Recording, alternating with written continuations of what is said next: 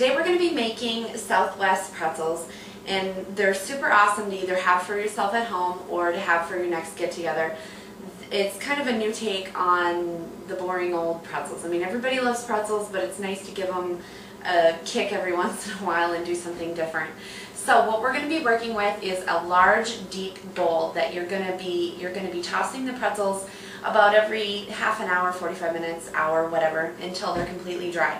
So you want to work with a deep bowl because when you're mixing and tossing the pretzels, you don't want them falling out over onto the counter and everything like that. So you're going to get, we've got the 1 pound bag of pretzels just so we have more than enough. Simply dump your pretzels into your bowl. And for this recipe, there's not really an exact amount of measurements for everything. It's kind of what you're going to want to taste. But you're going to want to get the Orville Redenbacher's Popping and Topping Buttery Flavor Popcorn Oil. And it's usually in the aisle with all the popcorn, but it's they kind of hide it because it's not a very popular item. So you might have to go to a different, more than one store to find it. So there's really not a measurement. You're just going to want to get enough to coat the pretzels so that your seasonings are going to stick. You don't want to completely douse your pretzels in butter, otherwise it's going to be really disgusting and they'll never dry and it's not going to be very good. So you're going to want to just do a good pour over your pretzels. I'd say that's probably about 3 or 4 tablespoons. And then you're going to have 1 packet of ranch dip and dressing mix.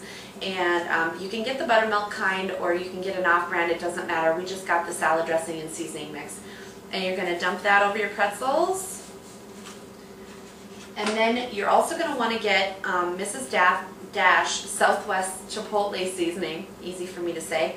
And you're going to, now this is really spicy. It can get really spicy if you add too much. So you can taste it first to see how spicy it is, and then you can kind of do it to suit your taste. So you're going to want to give those a good sprinkle over the top because you're going to kind of imagine it coating all the pretzels.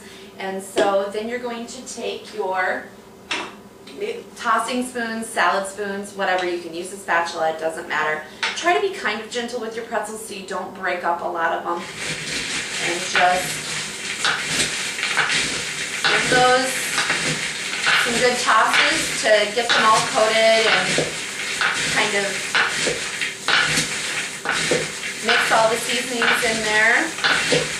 And then once you have them fully coated with all the butter topping, you're going to want to coat it again with the Mrs. Dash.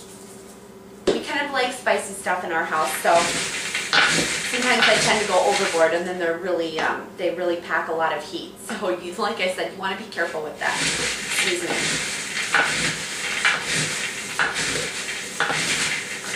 So you're going to want to coat those again. And you're going to want to sample a few of them too to see how much seasoning you actually have on there. I usually only do about three pours with the Mrs. Dash and then toss them again, and then sometimes a 4th one, and that's usually enough where they have some heat and some kick, but it's not overwhelming. So, alright, I think that should be good, and so that is it.